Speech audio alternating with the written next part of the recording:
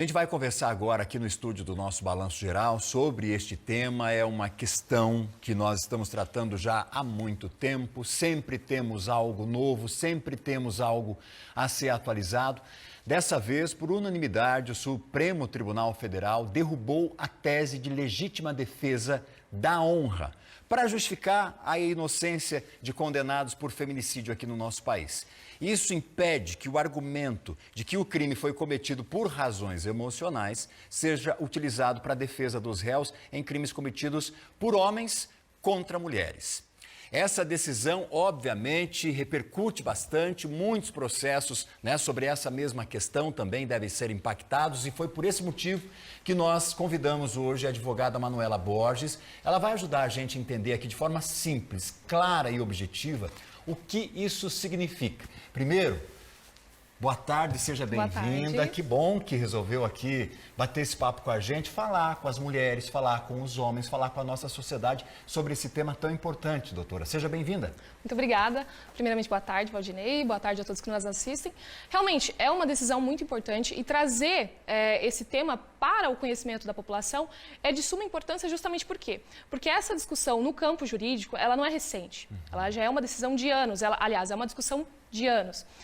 E o STF agora veio justamente para colocar um ponto final nessa discussão e trazer justamente declarar a inconstitucionalidade dessa tese, principalmente em casos de feminicídio. Manuela, então vamos entender o que é essa tese, para que nós possamos entender aqui qual é a dinâmica, do que nós estamos tratando.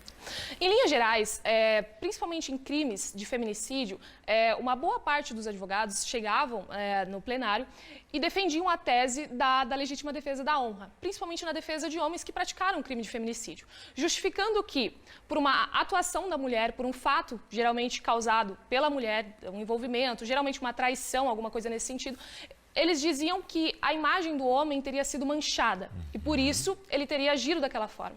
Ou seja, mantendo lá aquela imagem, aquela ideia do patriarcado, onde o homem está sobre a mulher de alguma forma, ele é melhor em algum aspecto do que a mulher.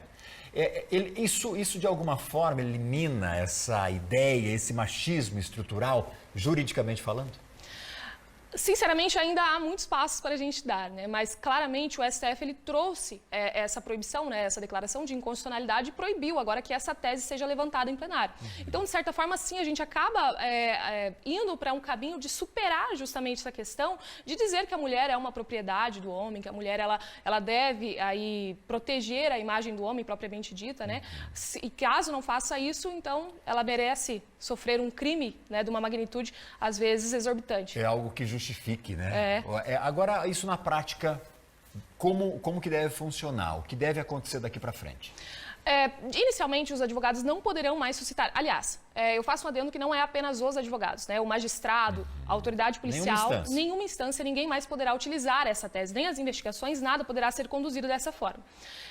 A partir disso, os julgamentos que forem realizados ou de alguma forma reconhecerem, ainda que implicitamente, que houve ali uma arguição da tese da legítima defesa da honra e essa pessoa acusada for absolvida, por exemplo, essas decisões elas poderão ser anuladas perante as instâncias superiores. A gente está vendo aí imagens que nós tivemos desses últimos tempos, últimos meses, de situações envolvendo a violência contra a mulher. Agora demorou muito, Manuela, para que nós chegássemos a esse momento. Por que tanta demora assim? A morosidade do judiciário é uma coisa que a gente questiona há muito tempo, principalmente em decisões como essa, por exemplo, que impactam diretamente na vida, no cotidiano das pessoas, já que crimes dessa envergadura acontecem dioturnamente contra as mulheres e não tinham até aquele momento uma decisão que colocasse um ponto final nisso, Então, trata-se de uma morosidade, obviamente, pertinente ao judiciário, mas que a gente deve comemorar, porque antes tarde... Claro, antes tarde do que nunca, não tenha dúvida. E é essa força que as mulheres precisam entender que tem lutar por situações para acabar com situações absurdas como essa que a gente teve até então. Obrigado, Manuela Borges, advogada criminalística, falando aqui com a gente, sobre essa questão, então, que está aí ganhando grande destaque, inclusive ao longo da nossa programação.